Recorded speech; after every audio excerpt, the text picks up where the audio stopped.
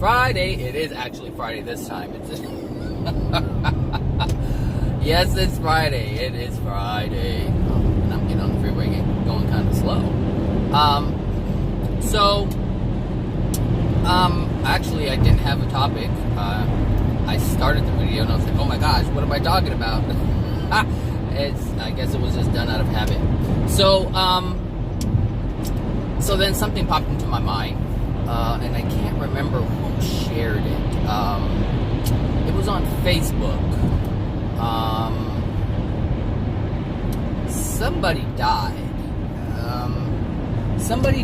I don't know. I don't remember who it was, and I don't know what the relationship was, what the relationship was. I think it was a family member. Could be I don't know. I don't remember.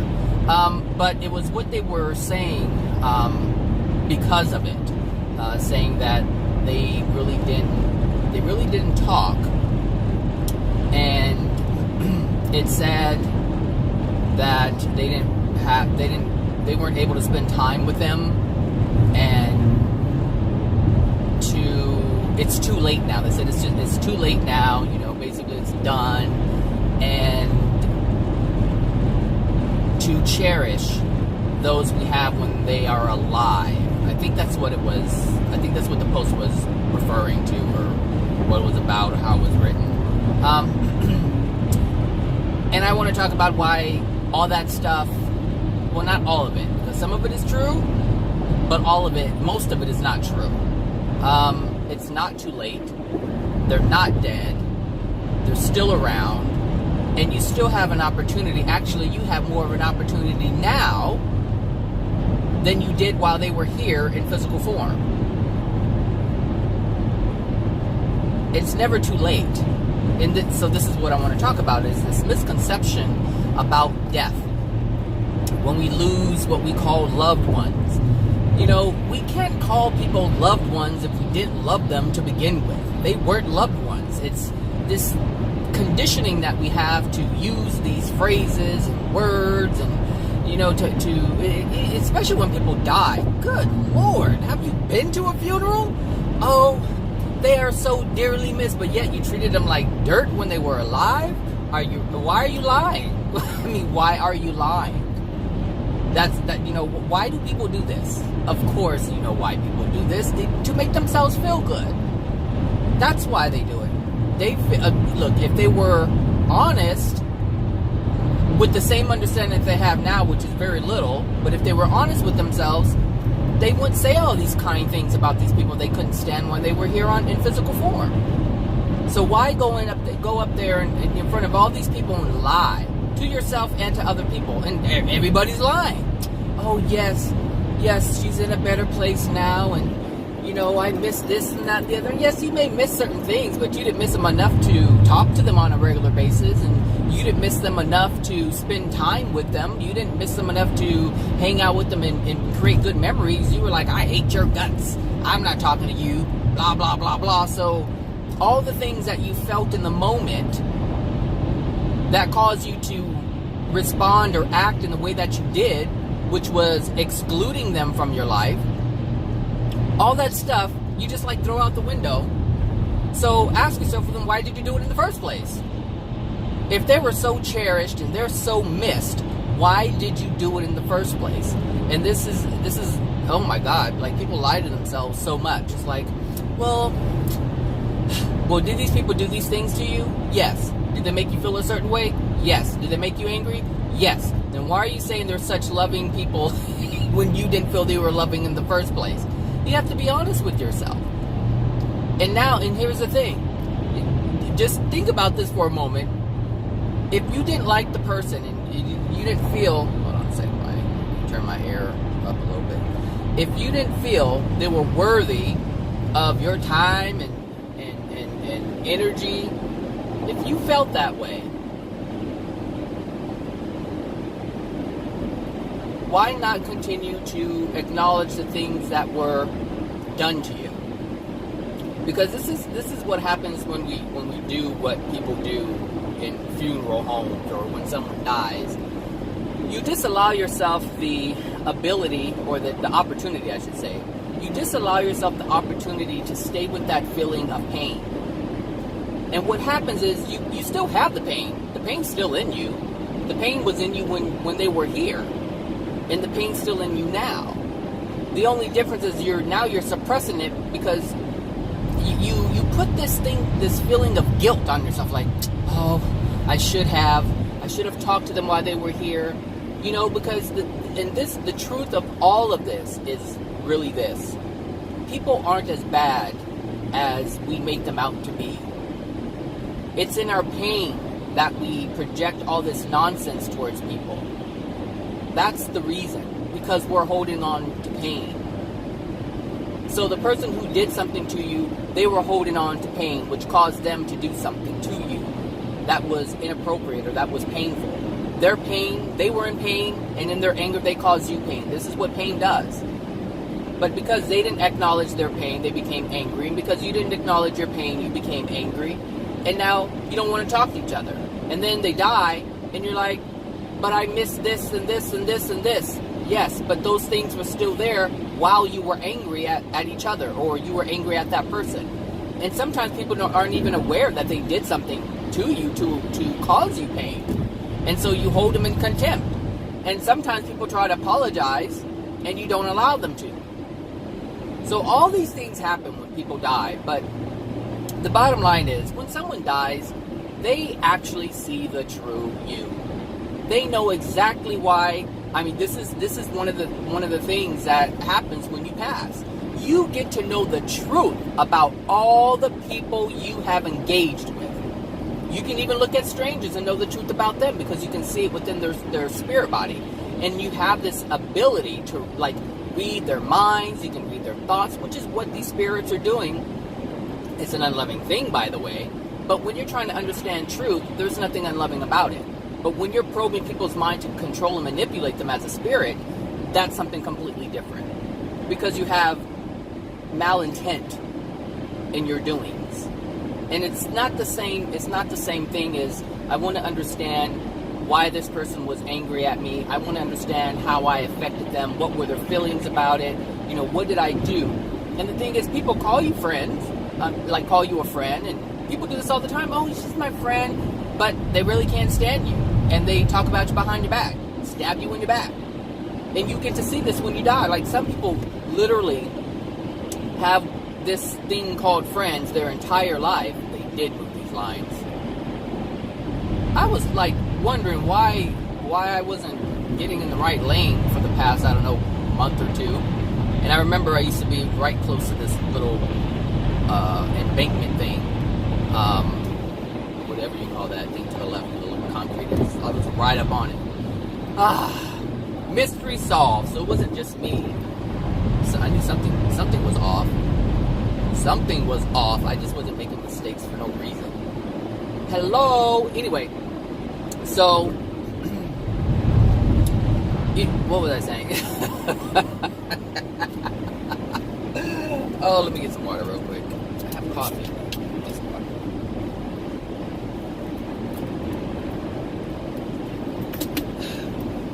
I love some bubbly water.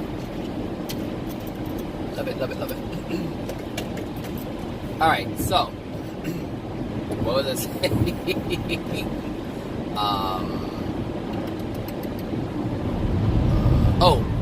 The thoughts. So yeah, when you die, when anyone dies, your friends, you've called them friends, or they've called you friends, let me see.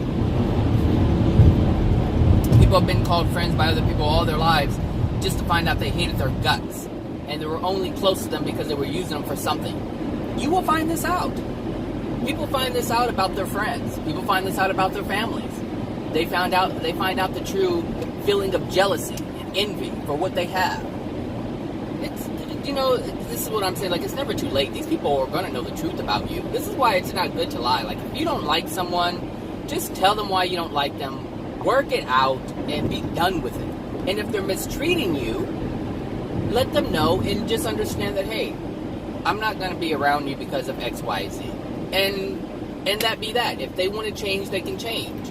But if they're abusing you, it's your responsibility to remove yourself from that abuse. You have to love yourself enough to do that. It doesn't matter if it's family or friends. You know, I was looking, as I was putting together, putting together the video to upload it to YouTube, the one that should be up in a little bit. I can't use my phone because it takes a lot of memory. If I touch it, it messes it all up. I gotta start all over again. So I turned on the TV, and it was on channel 2, I think, and the news was on. I was like, okay, I don't really watch the news, but I just turned it on, and I was looking at the weather girl. I was like, oh, that's a different weather girl from when I used to watch the news, and I was thinking, they change them. They don't change them too often, but for the most part, you know, they keep them the same.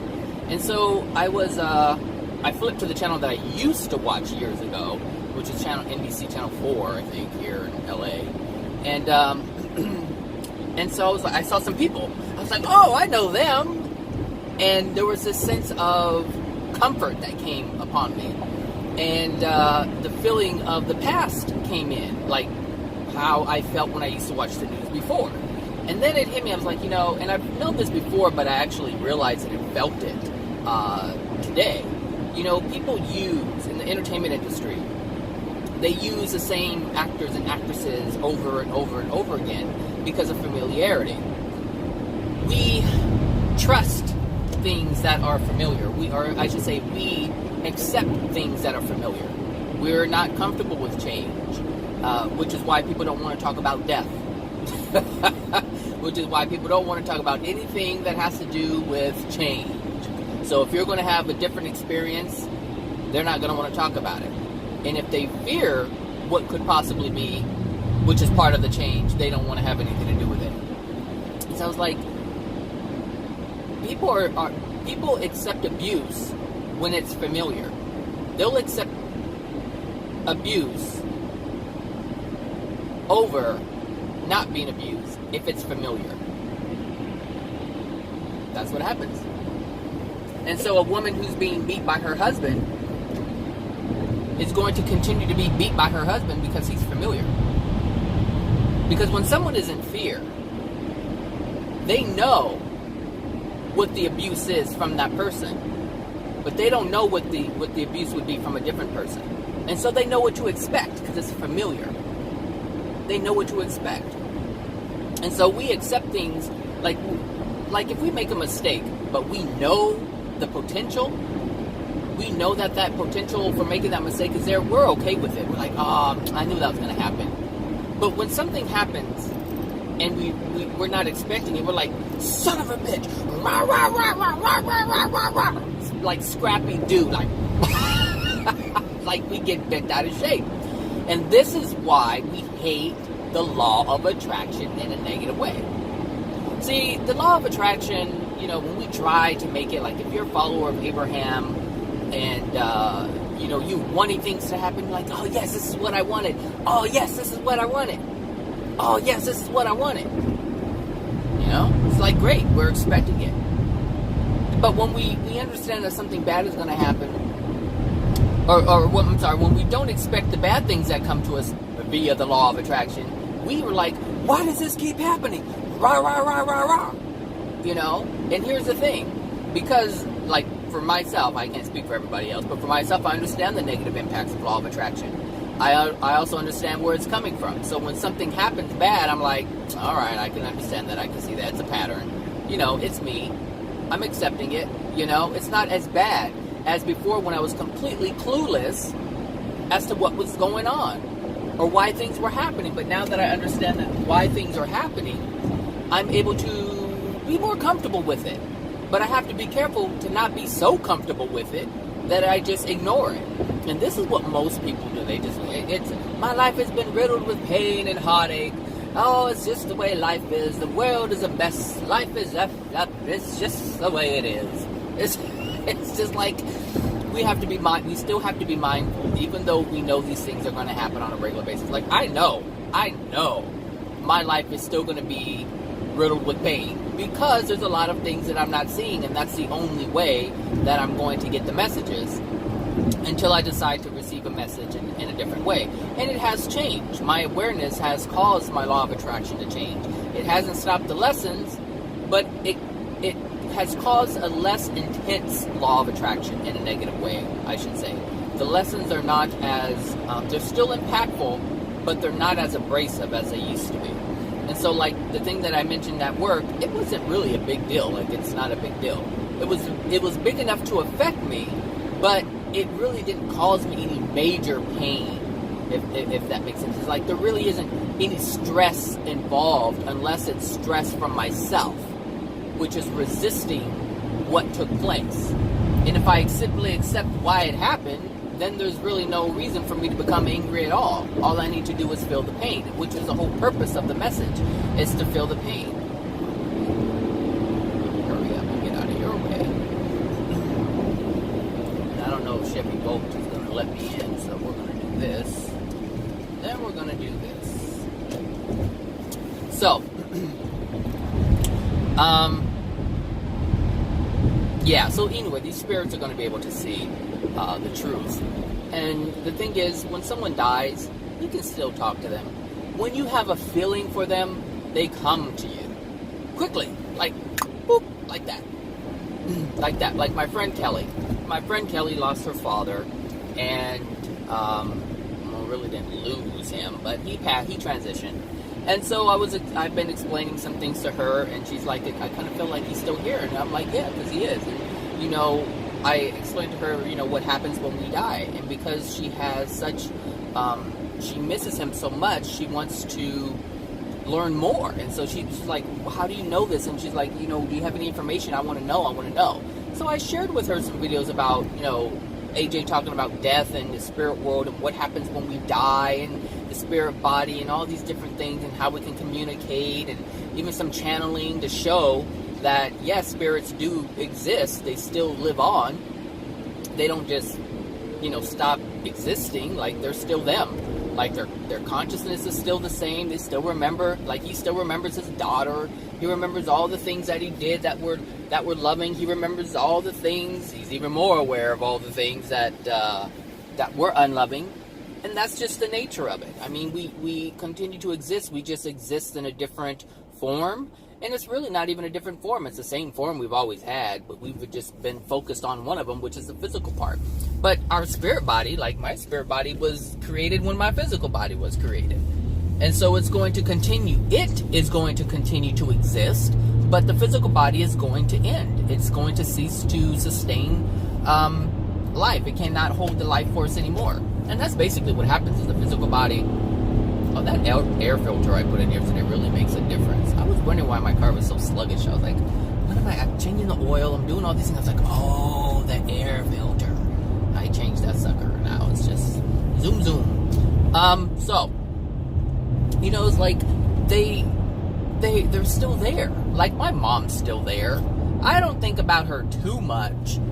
I think about her, but not in the sense of communication. I think about her. I don't communicate with her. Like, I don't talk to her. And for whatever reasons, I'm not doing it. And I have an idea as to why I'm doing it, and it's more on a unconscious level. Because there's a lot of issues that I had with my mom when she was here. And so those issues still remain within me. They're still here. You know, but I mean, I do from time to time, you know, say, you know, I feel like, you know, I have the feeling of appreciation for what she has. Oh, so let me just explain that a little bit better. I don't talk with my mouth when I'm speaking to spirits. When I'm communicating with God or when I'm communicating with my mother, I don't use words. They're just feelings. Feelings of appreciation, feelings like if I'm communicating with God, there's a desire or feeling to connect, to feel the presence, to sometimes, you know, it's just for gratitude.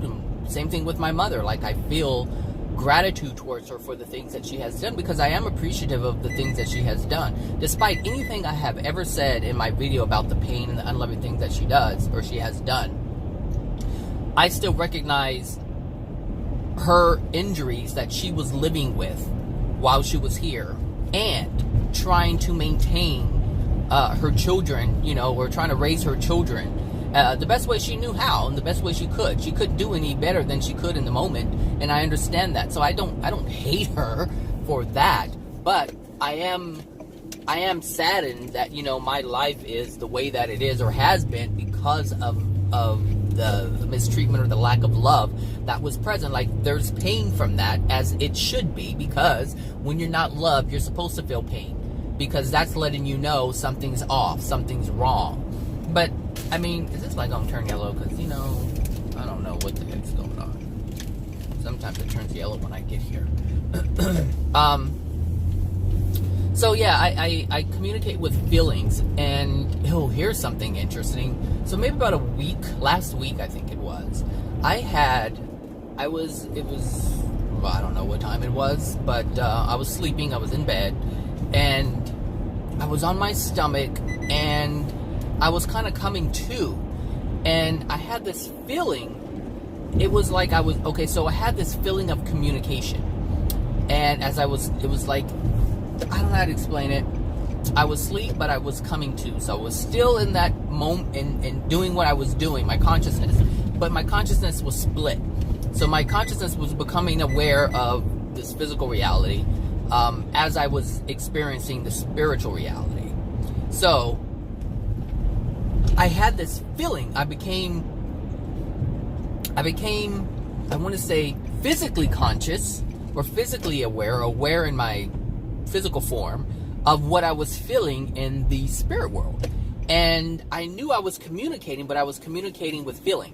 And this was so amazing, because I felt things were so, like, how do I explain this? The feelings, and I can't tell you what the feelings were. All I can tell you is that I was feeling strong feelings within my physical body. Like, I was feeling what that felt like to communicate emotionally, if you will. And I felt it in my being. I felt it in my physical body. And I was like, whoa. I was like wanting to stay right there, because it was a unique feeling. It was a different feeling. But I knew what I was experiencing felt amazing. I was like, what is this? What is this? I want to stay right here. But of course you can't stay in that limbo state, that trance state. It wasn't quite somnambulistic, but it was kind of in that area where I was, it was like somnambulistic. So I was like experiencing that realm while experiencing this realm, like hypnosis, I guess. So yeah, somnambulistic. But I was aware of, whoa, I was like trying to hold on to it because it was the most amazing feeling. And I was like, but I knew, this is the thing, is I knew I was communicating. Like, I knew I was communicating with something or someone. I couldn't see who it was, I just know I felt it.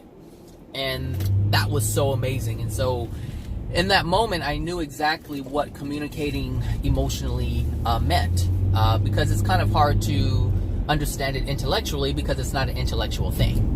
Does that make sense? You can't understand what that is intellectually, which is why it's difficult for me to put it into words, because the intellectual mind cannot relate to the feelings of emotions. It tries to describe it the best way it can, but it's not an emotional thing. It's a logical thing. It's an intellectual thing. The mind is so different than the feelings of the soul, which is why the creator only responds to what he has created, which is the soul. Everything about the soul is true. Everything about the soul is true. Good feelings, bad feelings, it doesn't matter what it is. If it's within the soul, it's true. It's happening in the moment. It's truth. And this is why the creator responds to the feelings and not the thought, not the words. So when I said I don't communicate with words, that's what I mean. I'm not communicating with my words. I'm communicating with my soul. And that's what it felt. That's, if I had to put it into words, that's what I was feeling, is my soul communicating with others. And it was such an amazing feeling. And I was like, whoa, and that is, and here's the thing, because sometimes, I talk about the spirit world and what we, what to expect and what we experience, but I don't always have it's one thing to know this is how it works, it's another thing to experience. And so last week I actually experienced it, and it was so amazing. That's all I can say, is that it's so amazing, and it's less work, like it's effortless. It just happens. And that's how people communicate. That's how people communicate. And so now when I when I see an AJ video where they're doing some channeling and he's talking to people, and the celestial beings are actually sharing. I remember there were some videos where AJ or a celestial spirit was showing their life, and this one spirit had been. They don't communicate like that. They still communicated with words and thought, but they didn't really communicate with feelings, with emotions. And so the people who were receiving the information from the celestial spirits were like, what is this? We're not used to communicating like this. And so basically they had like a whole lifetime of knowledge downloaded into their being, and they're like, and they felt it all, and they felt the how specific it was, and how clean and unadulterated it was. And it was just, they knew it wasn't just, oh, I went to, Six Flags and we had fun, no, you would feel them being there and feeling what they felt in that moment. Like, that's the difference. Like, they're able to communicate with emotions, and that's what I was feeling. And so now I have an understanding, because part of my desire is to understand. And I've said this before, I just want to understand. I don't care what the truth is, I just want to know the truth. How does this stuff work? And so I was given a glimpse, I was allowed in that moment. For whatever reason, I'm not sure who granted it. I know it was my desire, and I know that it happened.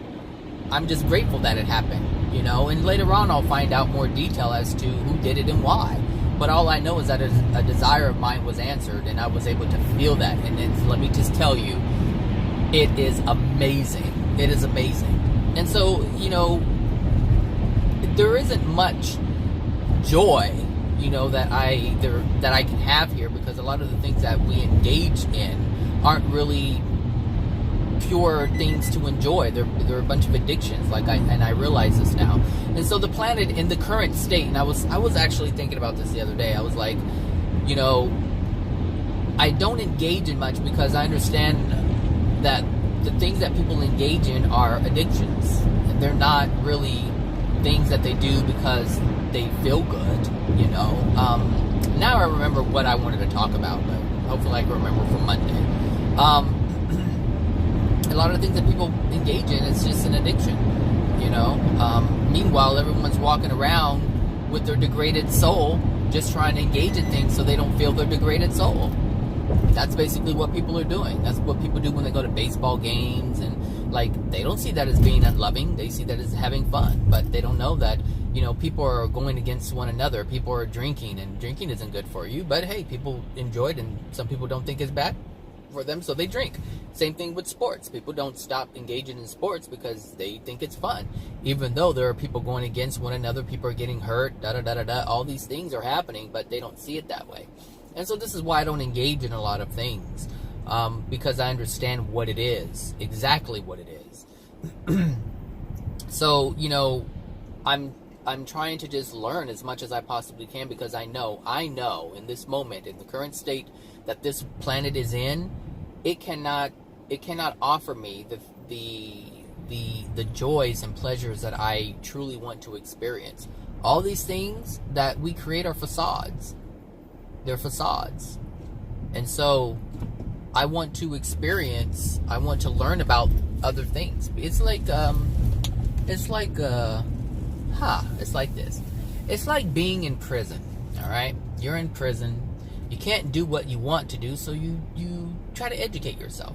You try to do things to enlighten yourself, and that's what I'm doing. That's the path that I'm on. Is I understand, this is basically a prison.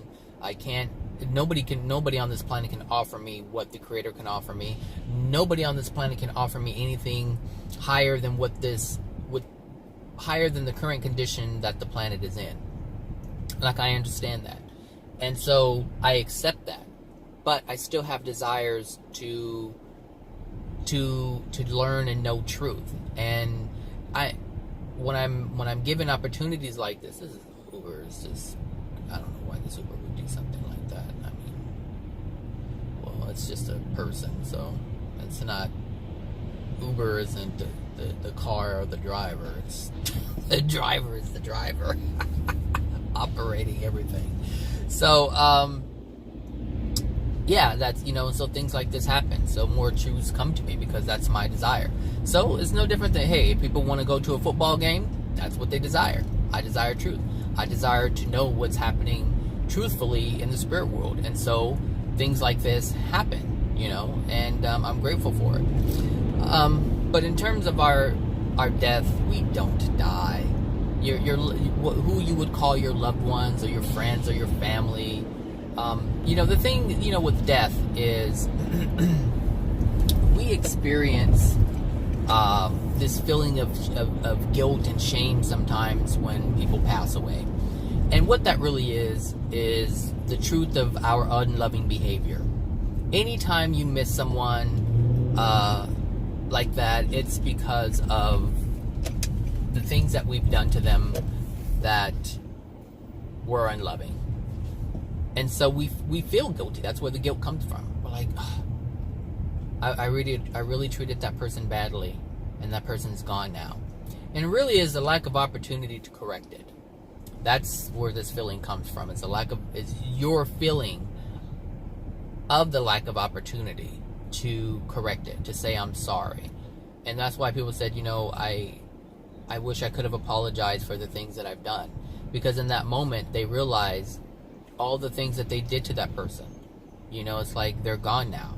And they lived, all that time they lived with the pain that I caused. That's where this is coming from. That's why people feel so bad when people die. But if you're, and that's fine, because even if you've ignored that person and shut them out of your life, you understand the things that you've done. But at the same time, you're also disallowing or discarding, you're discarding the things that they've done to you that caused you to shut them out. Like, for instance, myself. I don't talk to my family, and there's a lot of friends that stop talking to me. I don't feel guilty about them not talking to me. I understand why they're not talking to me. But, there are times like I wish I could have a positive relationship with some of my family members, but I also understand that can't happen because they're not allowing of that. They still hold the same anger and judgment. And how can you have a positive relationship if they're not in a positive space? It's like with my cousin, like one of my cousins, we used to talk all the time. I mean, almost every day. And we would be on the phone for hours. And like, I would get phone calls at work. Hey, what are you doing? Hey, we were just that close. But that relationship was only able to be sustained if I, what's the word I'm looking for? I always use it. Compromise. And I compromise.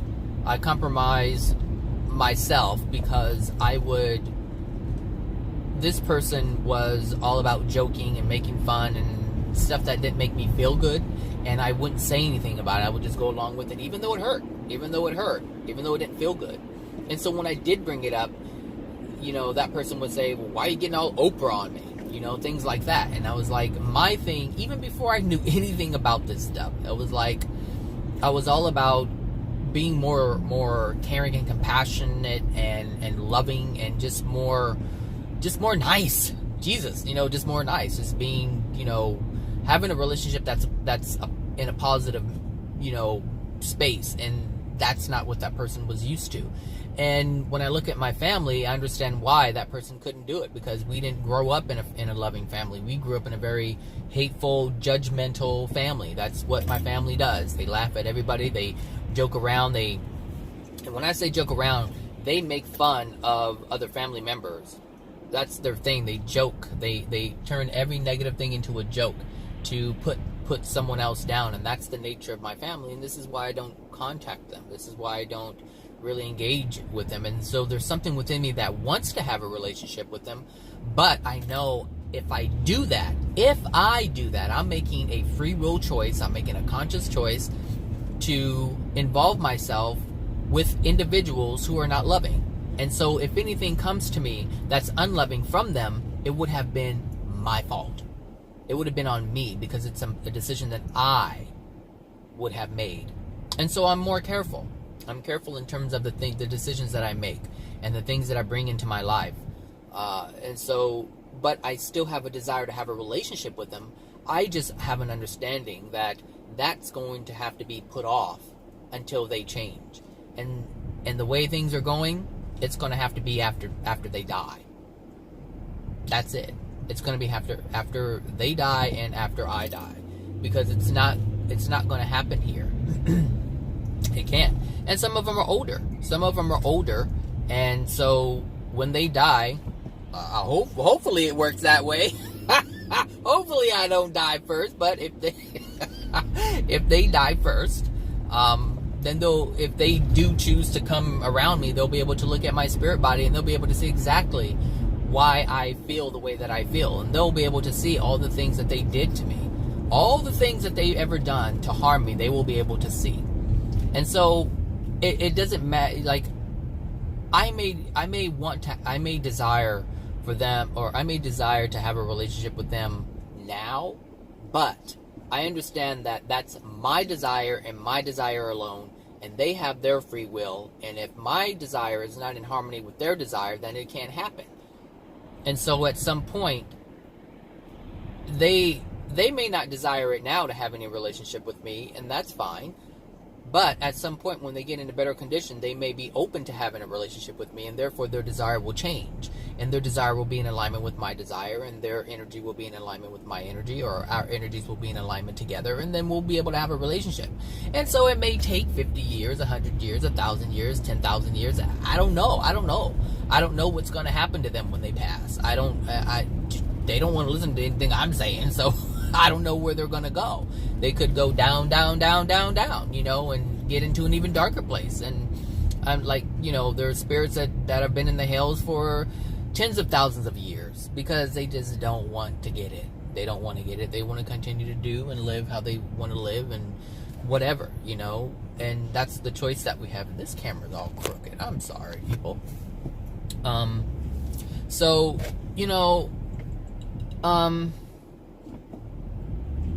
yeah, so when people die,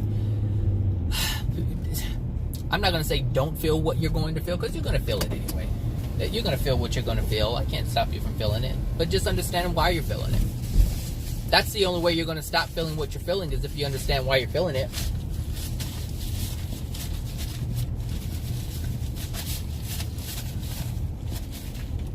Yeah. You can't stop what you're feeling unless you understand what you're feeling. So that's why I'm making this video, so you understand. When people die, they don't die. They're still alive. And if you want to talk to them, you could. Now, for them, if they're around you, sure, you can use your words. They understand your words. They can see what's within you. They can see if your words are authentic. They can see that. They know why you're speaking. They know if you're speaking because you miss them or because you feel guilty. They know all of these things. So, they know the confusion that you have within you. They know everything. They know everything. Let me just put this in there. If their condition is in a better condition than your condition. I gotta put that in there.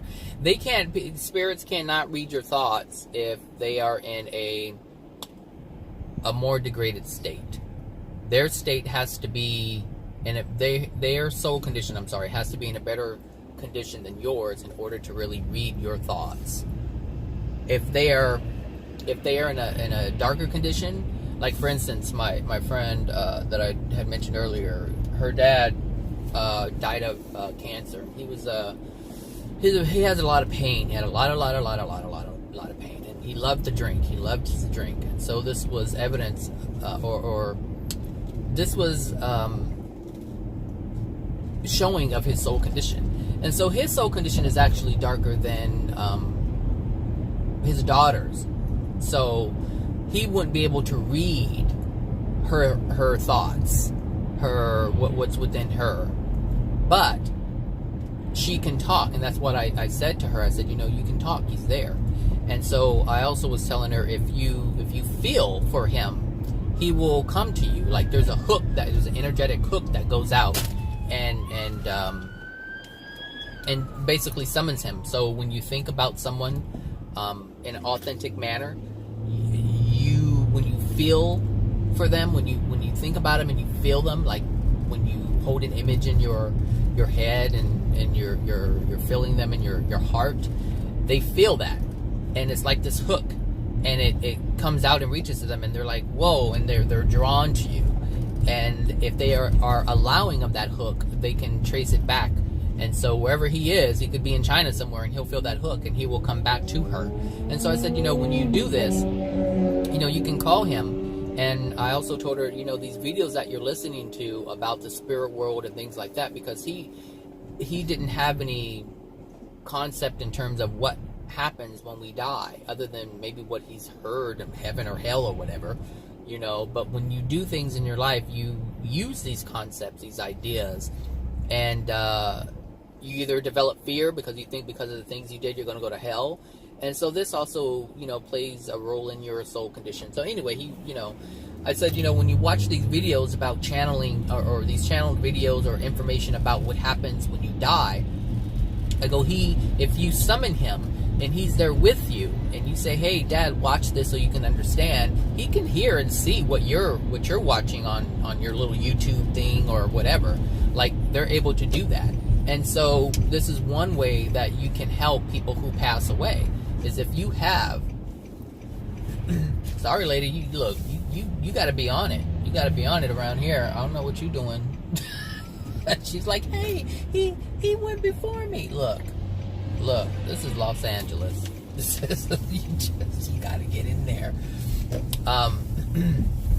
So this is what I said to her. I said, just what you watch, summon him while you watch it, and say, hey, because someone like that is going to be very lost. They don't know what's going on, and if they're in a dark place, like if he went, to the dimensional space where his soul dictates he goes, it's not going to be a good place. It's going to be a very scary place. It's going to be a place where you become fearful and more angry because of the pain that you're experiencing. So I said, summon him, pull him out of that and to your location, and let him learn. Let him understand how to improve his soul condition. Allow him to understand why he's where he is. Like, you as a person still here on the planet have more power and influence to those spirits out there than they really have upon you. But the only way that can happen is if you are aware that they're there, and you're aware of those who are helping, or you are helping. If you're aware of the condition that a lot of spirits are in, if you're aware that you can summon someone by thinking about them, by feeling their presence, like, if you know all of these things, then you have more power than they do. They don't have that kind of, you have more influence over spirits than the spirits have over you. But in order to have that kind of influence, you have to be aware and acknowledge exactly what's going on. You have to know the truth. This is the only way you will have more influence over the spirit world. If you're not, then they have more power over you. And the thing is, you have to ask yourself, why did the Creator create it this way? Why did the Creator create it this way? Ask yourself that. Maybe I'll make a video about it. Anyway, I hope everyone is doing, I hope everyone has a great weekend, and I will talk to you guys later. All right, bye now.